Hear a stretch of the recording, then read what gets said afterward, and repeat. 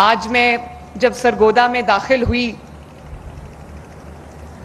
تو میں نے Nawaz Sharif institute of cardiology دیکھا جو تکمیل کے مراحل میں ہے بچوں.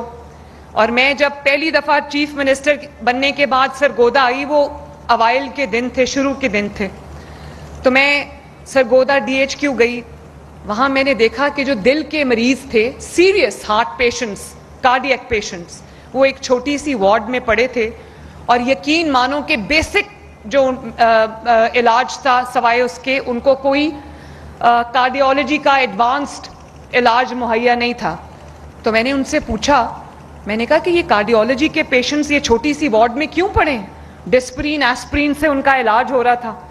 تو انہوں نے کہا کہ ہمارے پاس سرگودا میں کوئی کارڈیالوجی کا، دل کے امراض کا ہسپتال نہیں ہے.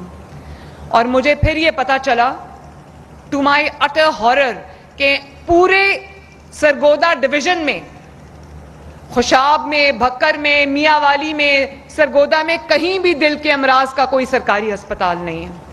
تو میں نے اسی دن یہ فیصلہ کیا اور آج چند ماہ کے اندر الحمدللہ آلموسٹ جو آپ کا سرگودا انسٹیٹیوٹ آف کارڈیالوجی ہے، Nawaz Sharif institute of cardiology, وہ تقریباً مکمل ہوا ہے.